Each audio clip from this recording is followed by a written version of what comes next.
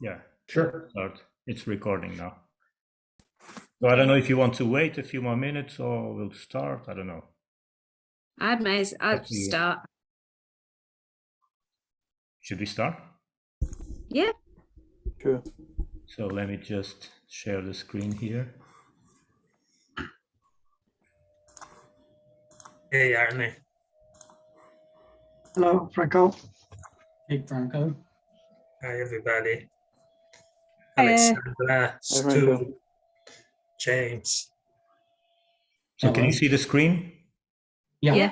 Yeah. Okay. So maybe I should start and then I'll try to be quick because there are not many slides here. But I was saying before that it was great to do this presentation because I was able to count my telescopes finally. Because it's not easy. There are many.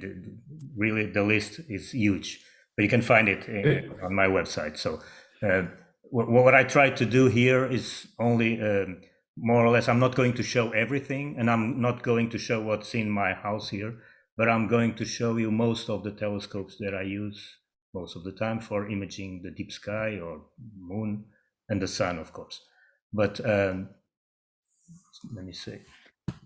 It's a heck of a mount there, Pedro. Yes, this is a Paramount. I have two Paramounts ME, the first model, but it's a very, very good mount, and I do everything remotely, so I'm not close to the telescopes when I'm imaging the deep sky, and it's a robotic mount, so you can do everything from home. So these are the numbers. So the digital and CMOS cameras and eyepieces are really many. And also what I like now is what you call, or we can call, vintage telescope or antiques. Also astrographs, solar telescopes, cathode optics, reflectors, refractors, and mounts. I'm going to show a few examples of all these telescopes. This is a pie chart. Same thing. Here you have something like 130 telescopes, so it's a huge number. Most are refractors, but I also have quite a few vintage and antique reflectors and refractors and Gregorian also. I have some telescopes that are really very old. And hey, Pedro, sorry.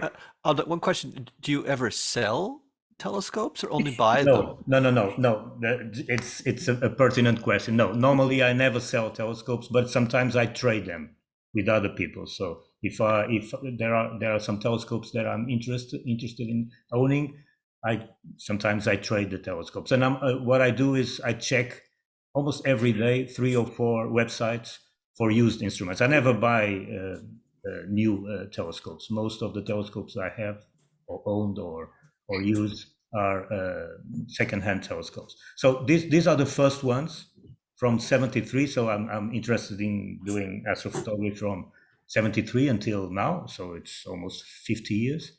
My first observatory is a roll-off. Let me just open the laser here. Sorry, where is the laser? The laser pointer is here. This is my first roll-off. It was built in 78, but I'm going to show it at the end of the presentation. And the first telescopes I used were homemade because this here is a big reflector, a 12-inch reflector that I built in the 70s, and I used it to photograph the deep sky mainly with a good mount, very massive mount, and with a good warm gear.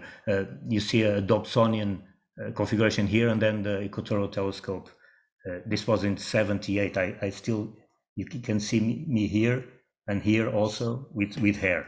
So after on the 21st century, I was able to buy more sophisticated telescopes like the few of the Takahashis and mostly refractors, but also good mounts. And I used for a long time a Takahashi EM200 mount to image the sun. On one of the observatories I have a dome, and I'm going to show it after. And here from 2006 to 2013, a few telescopes also. At this time, 2006, I was able to buy this I had to buy the Paramount, and the Paramount has two apochromatic refractors on top of it. So everything is done remotely here with the Paramount. I'm not there. I control the computer that controls the mounts and the CCD cameras. And these are the latest telescopes. There are many, but I'm going to show a few examples. And of course, there is a Questar on the collection, and also other very old instruments. This one is from it's a Gregorian telescope that has more than 200 years old. It's really old. And these are the latest. A few vintage, and let me talk about the refractors. These are only a few examples. The largest refractor I have is a APM refractor, 180 millimeters. And this one, I have to say that I'm not using it very often, but it's a good instrument for imaging the sun. And then both the triplets that I use a lot are the TMB 175 in one of the roll-offs, the second roll-off, and the TMB 152 together with an Astrophysics 130. These are both on top of a Paramount, and the TMB 175 is also on a second Paramount. This second Paramount was offered by a close friend that had an observatory and dismantled the observatory and offered me the Paramount. And of course, these are a few photos of some of the instruments. The TMB 180, it's a great instrument, but it's an achromatic instrument. For imaging the sun is very good. Most of the times you have to reduce the aperture because it depends. I have some good seeing here, but not every day. And also the 175, this is a great instrument, the TMB 175 F8 on top of the second observatory. You see here a second roll-off. This is the first one, and this is the second roll-off. I always use SBIC cameras, STL 11,000, and it's 1100, sorry. And these are old cameras, USB 1, but great full frame cameras, great for imaging the deep sky. There are many new cameras now coming, CMOS cameras, but I still use these two SBIC cameras that I like a lot because the chip is very good, and it's a full frame chip, low noise, very good for imaging. These are the two that I showed before, TMB 152 and an Astrophysics 130. The Astrophysics are all great. It's maybe the best telescope I use for imaging the deep sky.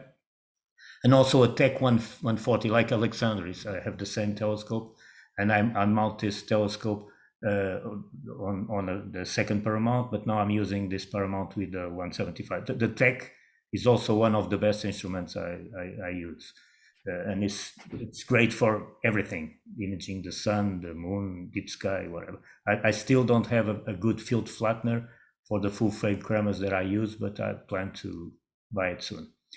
Also, I also have a few Williamotics. This is the FLT 132. Several Takashis. This was the first Takashi I bought, FS 128, and I use it for a long time for imaging the sun. Almost, I don't know, 8 or 9 years. Then I changed to the Lunt 152. This, the Teleview, you can see here that the Lunt 52 are always imaged with both instruments, one on top of the other. The 152 is normally on this Takashi. At this time, I was using the EM200. Now I have the 400. But Teleview NP101 is also a very good instrument. It's a Petzval f5.4. And recently I bought the older brother, the Teleview NP127, also a great instrument, very good, this one. This is the one I'm using every day, mostly for full disk imaging, and not only that, but mostly full disk imaging. And also the Lunt for high resolution imaging of the sun.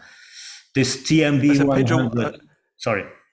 Yeah, while you're at the slide, I just wanted to ask you, it was in my mind a while why you started using the Petzval telescopes for solar imaging. It's a bit of a non-standard choice, I thought. The Petzval is a little bit more oriented for, wide field, deep sky sorts Yes. of projects. I agree. But many people think that it's not safe to use a PETS valve because the elements close to the eyepiece or the camera will warm up, but that's not true because you can use it without any problems. I didn't bought the telescopes or buy the telescopes to image the sun, but the field is very well corrected, and it's great for this is my experience.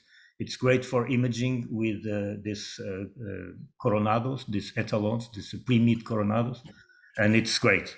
I've used several other refractors, and the PETS valves are considerably better. So, yeah, of course, it's not a cheap instrument. They are very expensive. But I bought this. Every telescope I've shown you until now was bought secondhand, with the exception of the TMB 152. That was the only one I bought new. All the others are secondhand. So normally I buy these telescopes half price most of the time. But it's great to use a PETS valve for imaging the sun, mainly full disk imaging, not for high resolution. And this TMB, when you have questions, please jump in, no problem there. This TMB 100 is also great. You see, I'm also photographing most of the lenses because normally I dismantle everything and clean when I have to. There's sometimes you have to do it. Many people think that there are problems with collimation. Not really. It's better to have a clean instrument than a dirty one. Of course, I clean it only when I have fungi or other, because dust you can live with it. Reflectors. This photograph, it's a nice one from 78, so a long time ago. And you can see the homemade instrument. This was a 12-inch f7, and I could use it visually or for photographic use. And that was very easily done by rotating the secondary mirror here. So I have cameras in this part here and there, and also eyepieces here. So this is the big instrument I used for a long time. Of course, I have here a refractor. Franco. Guided. And Alexander, check it, please. Yeah. You can mute it. Okay, it was Franco. No problem. Then I have this Merak. I'm going to show you some photographs here, and Richard Chrétien also. The Mulans, this one I don't have it anymore. The 250, but and the 180 also. I trade them. I didn't sell them. I trade them, and also other instruments that I'm going to show you. This was the first one that was housed in the first roll-off that was built in 78, so a long time ago. I had a Thomas Bias worm gear, very good worm gear, with you can control the speed of the mount with I don't remember anymore.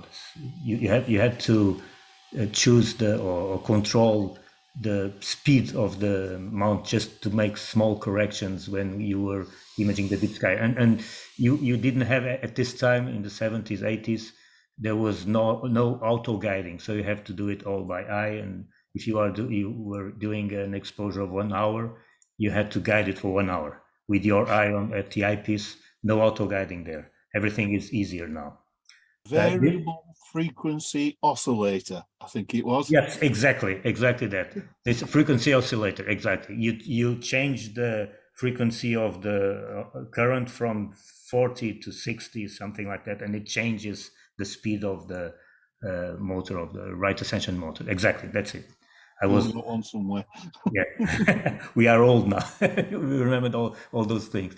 But anyway, this is a Dobsonian that was made in Portugal. A friend from our club makes this very good instruments, and they're very easily dismounted if you want to transport them. This is a 12-inch f5, very good instrument, very good mirror. This is an Orion Optics that I plan to take the aluminium of the mirror to image the sun, but I haven't done it yet. And it's a very good mirror from Orion. I think it was built in the UK, I think. And this is one of the first Richard Chrétien telescopes that was sold, RECOS. This was another offer from my friend that dismantled the observatory. So he gave me the Paramount here, this Paramount, and also the RECOS.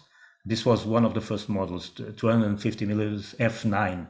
It's a very good instrument, but difficult to collimate.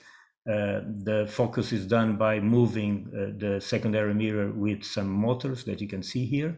So it's not easy to use it, but it's a very good instrument for imaging the deep sky mainly. I had two Mulans, Takahashi Mulans, the 250. This also, the focus is also done by moving the secondary mirror, hyperbolic mirror, with some motors that you see here. These are very expensive telescopes. And also this is the last one I bought last week. And this is the Skywatcher Virtuoso, the GTI Virtuoso. And it's a relatively inexpensive mount and telescope. I don't know, something like $500, I think. It has go-to capability. And it's great. You can control everything with your phone, with an app.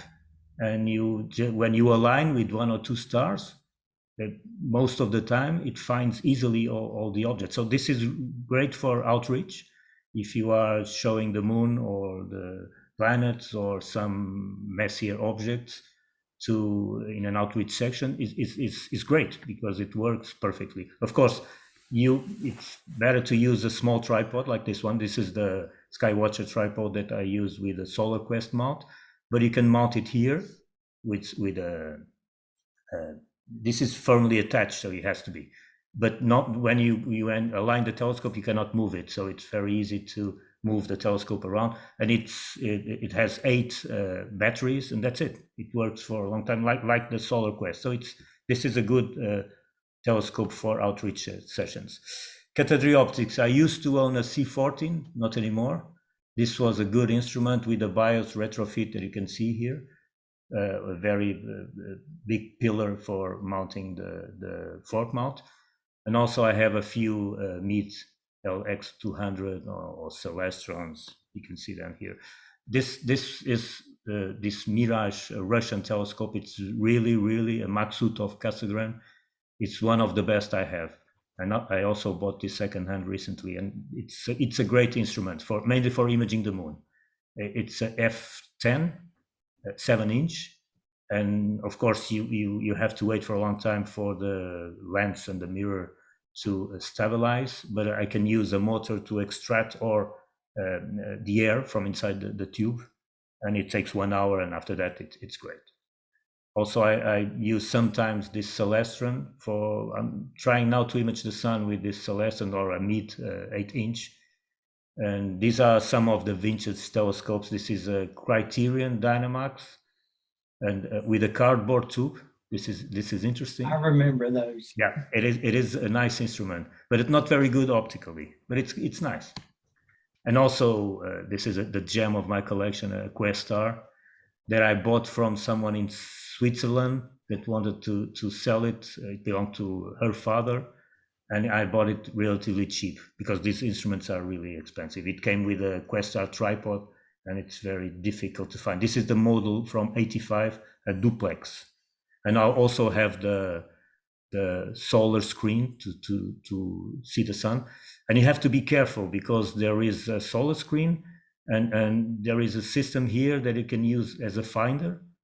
And if you are not careful, and it happened to me, you have a solar filter here.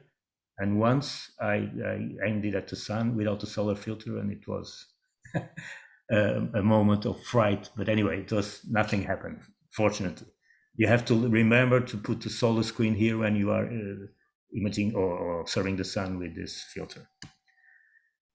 Other astrographs, I have a few that are very rare, like this Lichtenegger. I don't know how to say this. This is a flat field camera. It's a Schmidt camera, and it's a very nice instrument because it's as a 8-inch mirror, I think. No, 6-inch mirror, but with a very short focal length. And it's great for imaging the deep sky, not or maybe the moon, but I've used it a few times, but it's a very, very rare instrument. They are very difficult to find.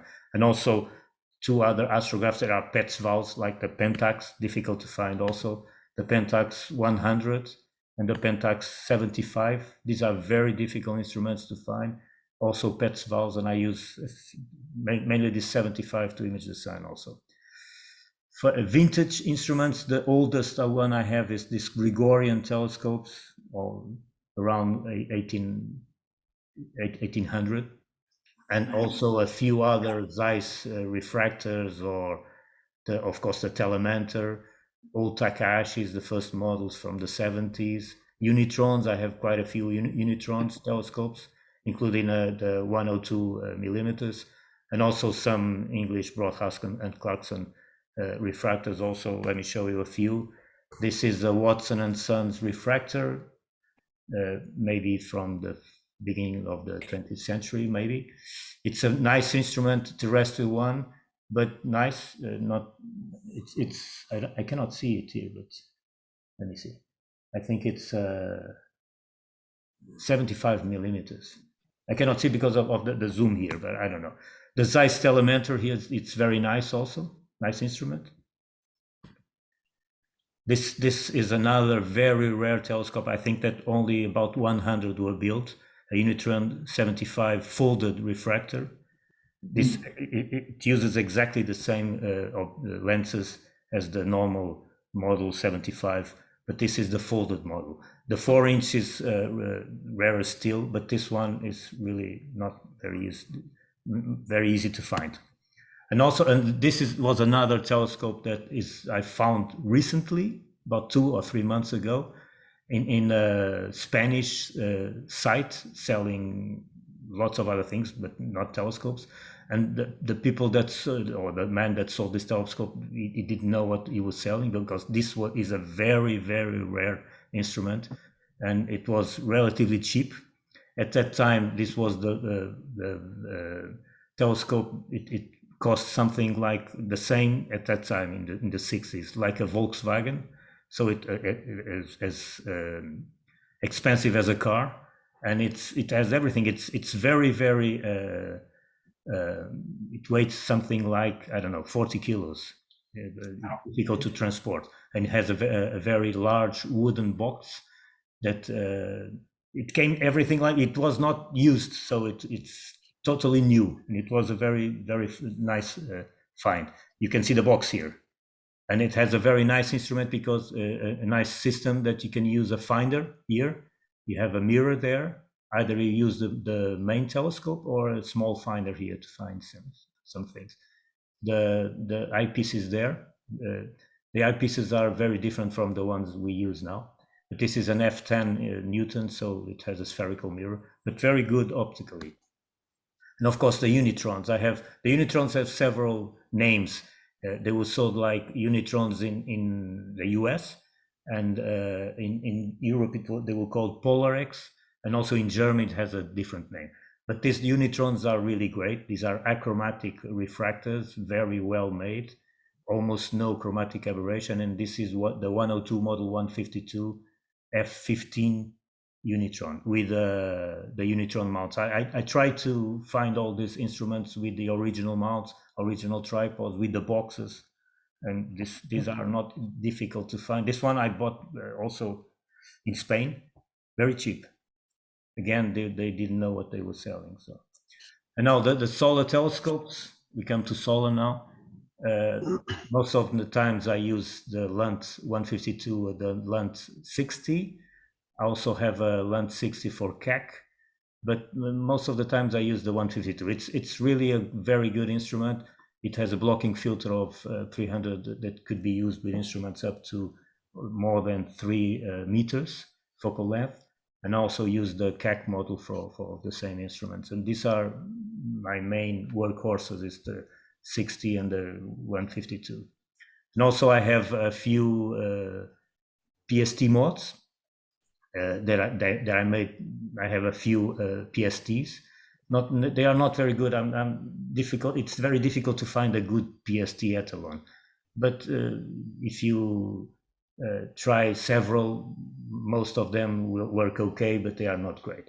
And also I have a few first models of telescopes like this Coronado Helios one, first ones before the solar scopes. These were very, very good instruments. And I'm going to show you a few photos of these solar telescopes. This is the 152 with a 60 on top. Again, this was the old Takahashi mount. This is the new mount, like Brian, he has the same one, the EM400 from Takahashi.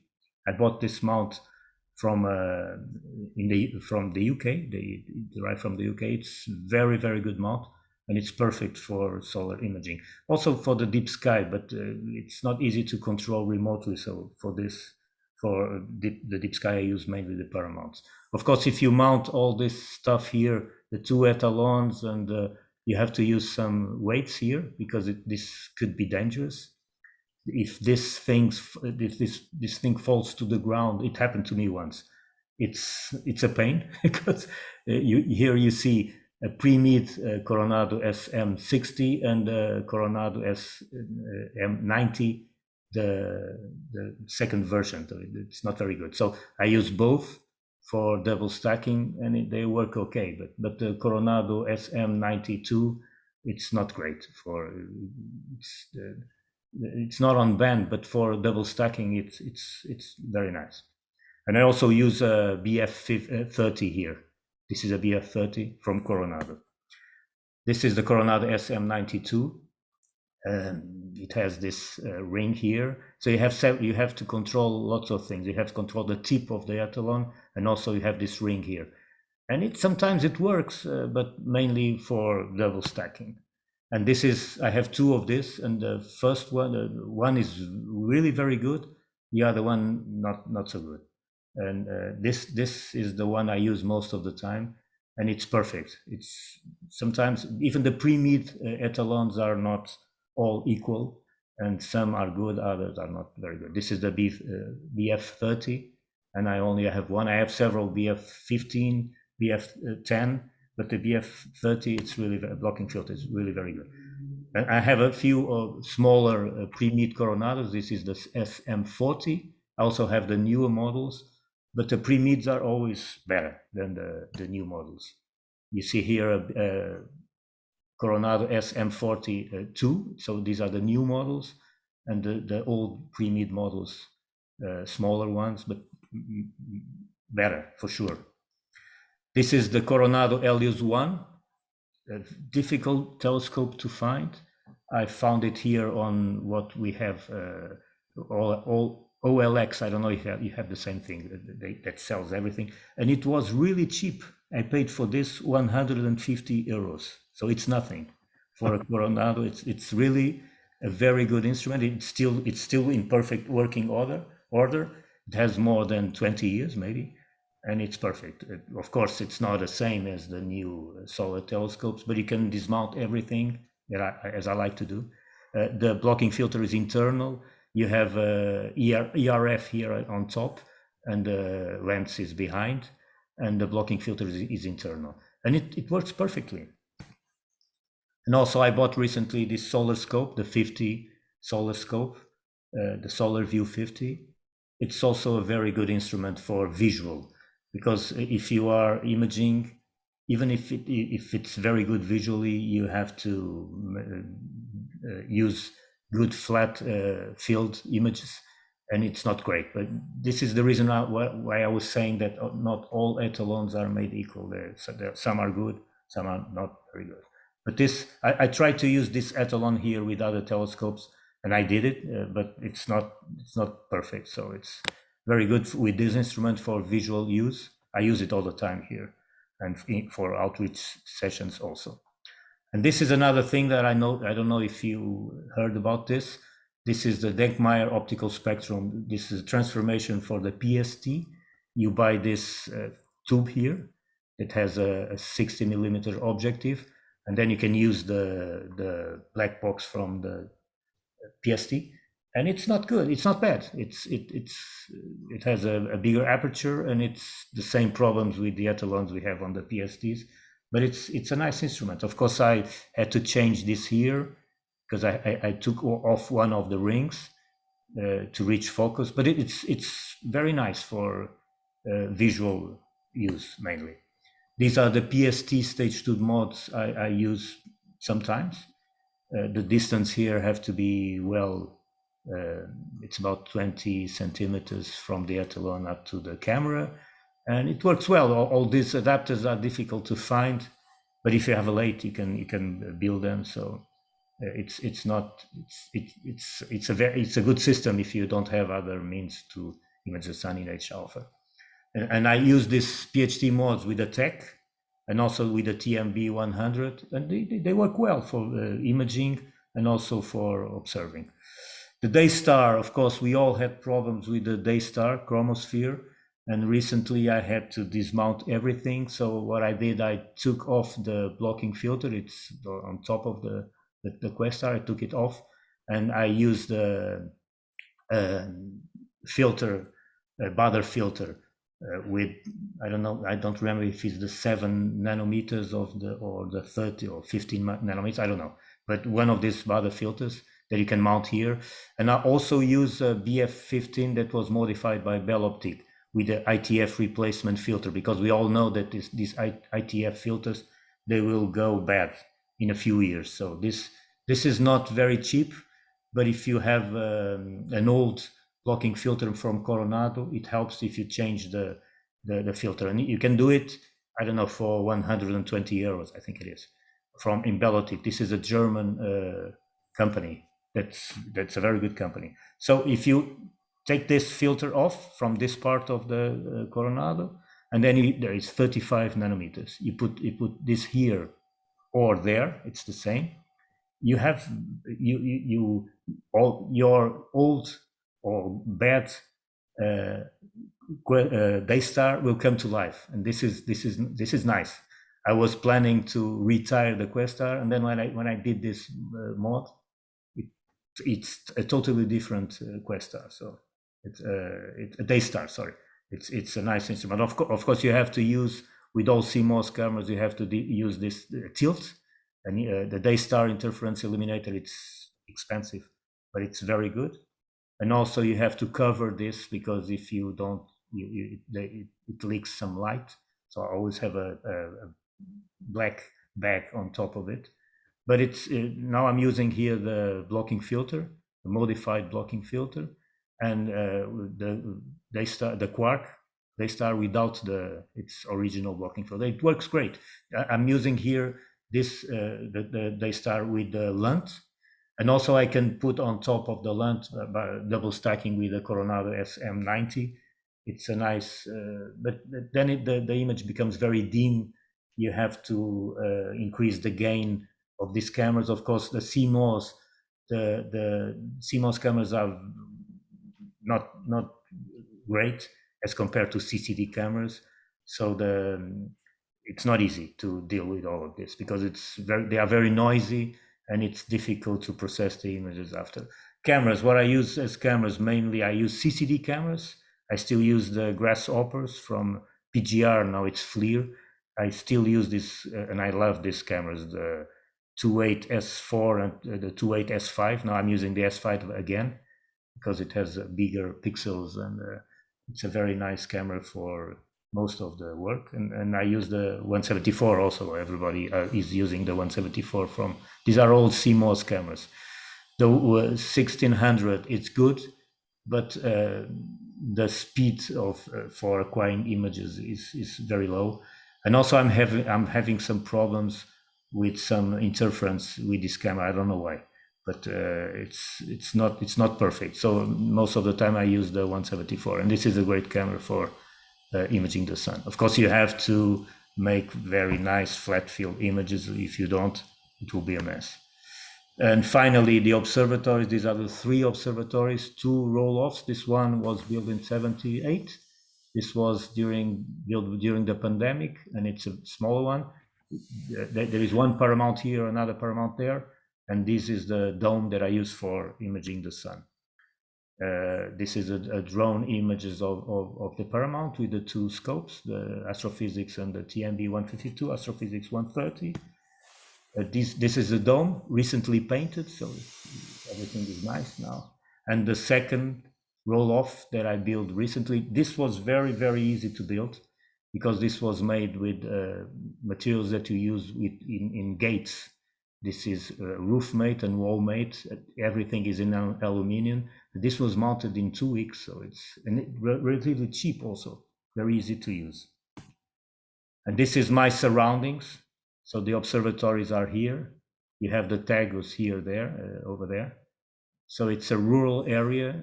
Light pollution is not heavy. Alexander was here a few years ago. I think it was in 2015 already, long time ago. I don't remember, but it was a long time ago. And this is a nice area, very calm, no noise. And you have vineyards here and lots of plantations and the river there.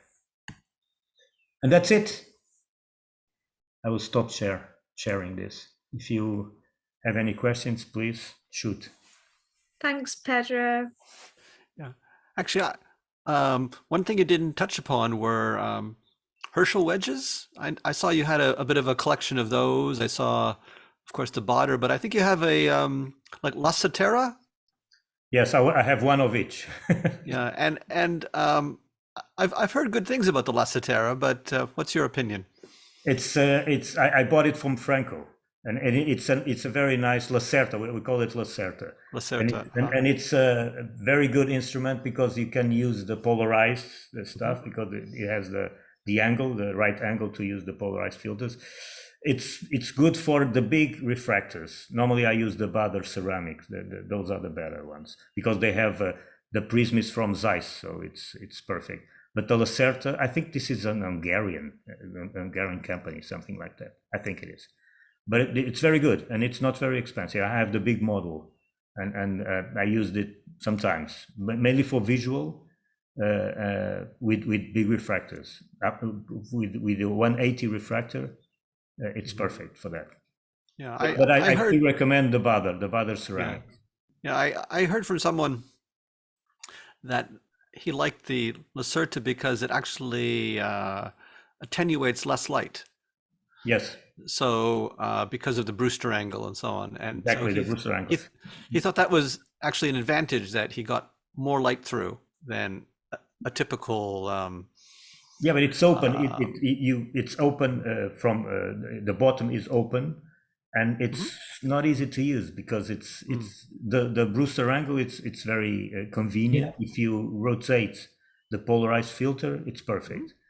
But visually, it can be a little hard to do because that angle is so far off that you find yourself if the sun's high in the sky. I got a friend that's got one, and they're hard to use when the sun's in the midsummer. Exactly. Let me show. Maybe I can find some images here. Let me show if I have something here. But it's a very nice. I have a YouTube presentation on that, but you can check it. It's nice, not very expensive, and I think they are built in Hungary, but I'm not sure. I can check that. Let me see if I can find it here. Lacerta. The good thing about the Bader is that you can actually use different ND filters to change the attenuation to reduce the exposure length. Yes, exactly, Aaron. What I do with the Lacerta, I always use 3 filters. 3. I use a neutral density and they like a sandwich. I use a neutral density filter, of course, ND3 or the ND 1.8, and then the continuum from Bader, and then a UV IR filter. That's a must. But normally I use every time 3 filters for imaging the full disk or high resolution in white light. I was using a 2-inch Lunt earlier and I switched to the Bader version, and then went from the ND3 to the ND 1.8, and I'm sub 1 millisecond for the exposures, being able to freeze seeing very, very good. Also, I didn't show you the CAC models or the CAC filters, and these are, I have the Lunt CAC 1200 and also the CAC model for the Lunt 152. And it's, of course, the imaging in calcium, it's not easy because the seeing in the blue region of the spectrum is always worse. It's always bad. So you have to wait for the best moments. But most of the high resolution images that are done by our French colleagues are done in the blue region. So they have to go to high mountains to image in high resolution. It's not easy. But anyway, I don't do it every day, but it's also a nice addition for your imaging. If you like, calcium is very interesting also to imaging calcium. Let me try to find you an image of the Lacerta. Pedro, the calcium K filter you have for your 152, is that the model that's built into the solar wedge? Yes, I bought it also. I bought it also secondhand, and it's a big CAC model. It has a solar wedge also. And another feature that it has a aperture reducer in the front of the because with this calcium filters you have to use a focal ratio of f10 at least. If you don't do it, it will be a mess. Yeah. But it's the Lunt CAC model, so it's also very expensive. But I bought it secondhand, so it was not. I don't know. It's something like $3,000 or more than that, or more maybe. Only for the Lunt. I'm not sure how much they retail now. Is yours a 12, like a 1200 B12? I think it is. I think it is 12. I think yes. I think that was the largest one Lunt made. I had Brian Stevens at Lunt. They don't say if it is 1200, B1800. Yes. Yeah, Brian they Stevens don't say took my B1800 apart and built it into the calcium K wedge. Yes. You could use a lot larger scope. Let me try to find some images of. Go ahead. If you have more questions, let me try to find some of these images here. But I have to connect the external disk here. Actually, like another question I had was that Pedro, you said a couple of times you're a big fan of CCD versus CMOS, and what's your thinking behind that? In particular, for your deep sky imaging, you never seem to have upgraded, or not upgraded, but changed over to CMOS. I did now. I have a CMOS camera now. The ZWO 2600s. Mm-hmm. This is great.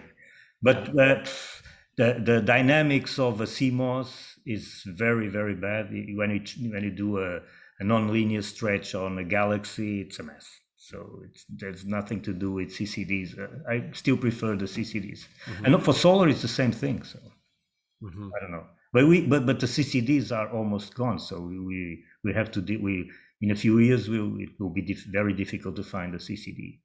But so that's we have to deal with it. So we all have to use CMOS cameras, but it's not the same thing. For instance, what I do here for the proms, I have to do non-linear stretch to see the proms, and with the CMOS camera, it's really very bad. So so I have an ATIC. Right. CCD for deep sky, and it's quite good. It has beautiful noise and so on, but it's USB 2.0, and even for deep sky, it makes focusing so slow. You know that the ATIC are all made here in Portugal. It's the yeah, that's right. Yeah, they are. It's Rui Tripa, and it's the guy that makes all this, and Steve Chambers, of course, in the UK. But if you are saying that USB 2 is slow, USB 1 it's even slower. So I have to wait something like 40 seconds to download an image. So 40 seconds. Mm-hmm. So you have to be very calm. But normally what I do with Deep Sky, I do integrations of 10 minutes. So you can wait 40 seconds for each download. So it's not a big problem. But with solar, it's very different. And with solar, I don't have a Player One camera, because I don't know if anyone has used a Player One camera. I know Arn has a few, but my feeling is that they are difficult to use. You have to use the latest version of Fire Capture, and the version it doesn't work very well for me. The 1.7 version, the latest one, and it's always crashing. I don't know why. And 2.7. Exactly, 2.7. I still use the 2.5 and the 2.6, but not the 2.7. I'm not. I don't know why, but and I have some recent computers with SSDs, so I don't know why. But anyway, I don't know if you have the same. I know that I've used 2.7. I never had a problem. I used the 2.7 beta and then the 2.7. I never saw an issue. But maybe it's me. It's made the computer. But if you want to use the Player One, you have to use the 2.7 for sure. There's no other way of controlling the camera. And also, I don't know. It's CMOS. It's not great, but it's what we have now. Mm-hmm. Let me try to find here the Lacerta images.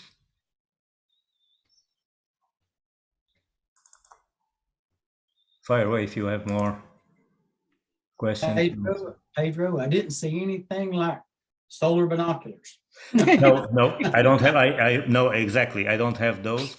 I know that Stephen used to give them away when we went to Tunisia several times. But I have a small refractor, a small refractor that I use sometimes.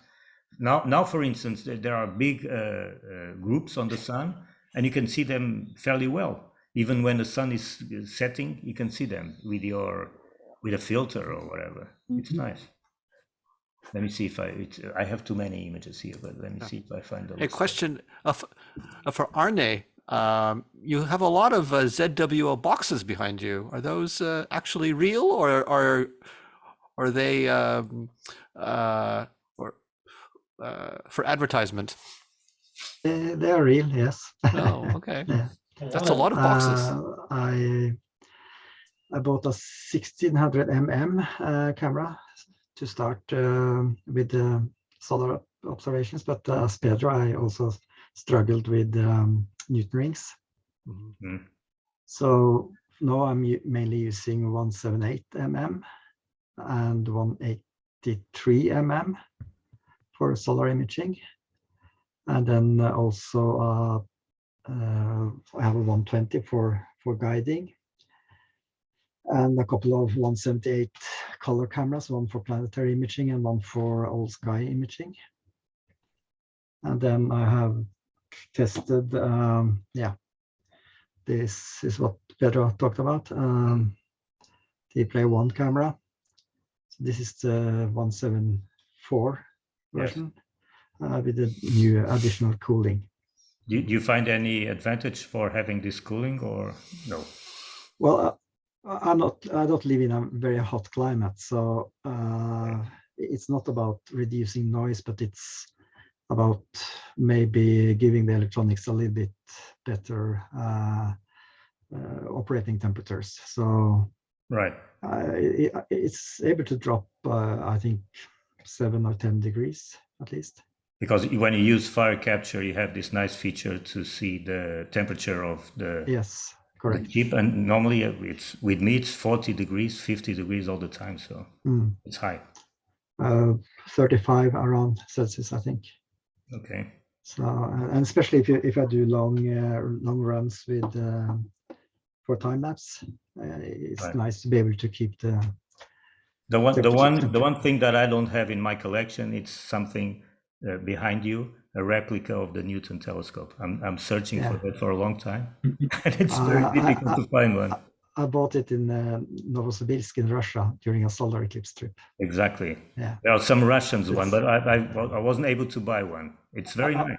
I was very surprised how small it was. Yes. It's very nice. When you see images of it or drawings of it in magazines, you think of it as a very large scope, but it's right. It's just tiny. One made in the UK that completely sold out. So let me show you the. I don't use it that much. Yeah, I know, but this is for the collection. This is the Lacerta Herschel wedge. So with the Brewster angle, it's really very large, as you can see here. It's a beast, and it's completely open here at the bottom. So if you put your hand in there, it will be a problem. You can see it here, completely open. It's nice. It's dangerous for outreaches then. Yeah, but it's very nice. It's great, and when you rotate it with a polarizing filter, it's perfect, mainly for observing. For your nighttime astronomy, I assume you have like remote focusing, but on all of the solar instruments, I didn't see any electronic focusers. No, I always focus by hand. I also have some. You like the yes, but I prefer to use my. Of course, there are lots of different focusers, but the feather touch are the best, and this is most of the. As you can see here, most of the focuser I use are feather touch, or either feather touch or Bader steel track, and I prefer to focus by hand because I can feel it. And of course, when I'm doing remotely, I use motors to do that. I use the RoboFocus or the ZWO EAF now. That it's very cheap, and it's very nice. But I never do autofocusing. I always focus looking at the full half maximum of the star remotely. But for the sun, it's different. And you have this focus add in fire capture, but it's not great. So you have to go and what I do is I do lots of videos and I focus every time. I do batches of 5 videos at a time, at each time. So I focus every time, each 5 videos I focus again. And sometimes they are in focus and sometimes they are not. So yeah. Either it's bad focus or bad seeing. So yeah, I only recently put a ZWO focuser on a feather touch for solar work, and I really liked it. I didn't think it would be such a big deal, but it makes things a lot more reliable. Yeah, but I also have this in the steel track Bader model. You can have a small motor, and it works well. You have a control, and you look at your screen, but I still prefer doing it by hand. I'm old school. I was getting into summer too much sunburn, to be honest, and I decided I wanted to focus far away. Right. So that's why I got it. That's some people. Sometimes people ask me why I don't do solar imagery remotely, and it's almost impossible if you use several telescopes. You have to change a lot of things, either OTAs or the Bader or the cameras. So you have to be there. But I'm under a dome, so it's better. And sometimes it's very hot in there during summer, 40 degrees. But I have a nice fan, and the fan also helps. A big fan to change the air inside the dome, so that helps also. But being at the sun for many hours, it's bad for sure. Or you can use an umbrella like Alexander.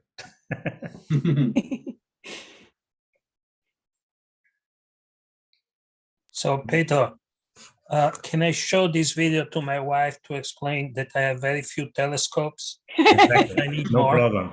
They're not. You can buy more for sure if I can help. Okay. I'm always buying new stuff, so.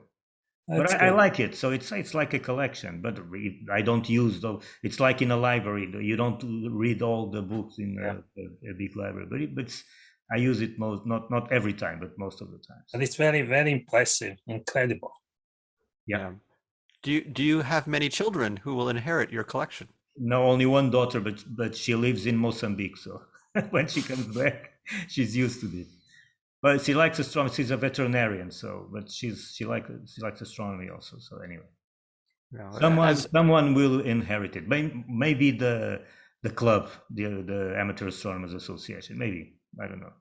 We'll see. I'm not thinking about that.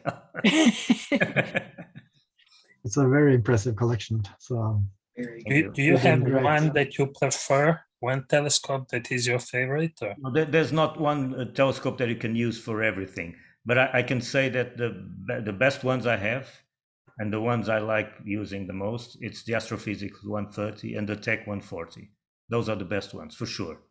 All the others, the TMB are great, but if you are, for instance, for visually, the TMBs are great.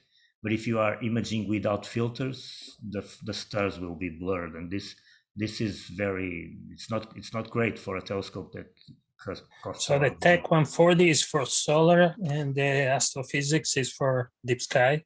No, for everything. I use the Tech, the Astrophysics. I've never used it for solar, only for the deep sky. But the Tech, yes, Tech is great for everything. Tech is one of the best instruments I've used. And I bought it also secondhand, very cheap, very cheap. I'm not going to tell you the price, but it was really cheap.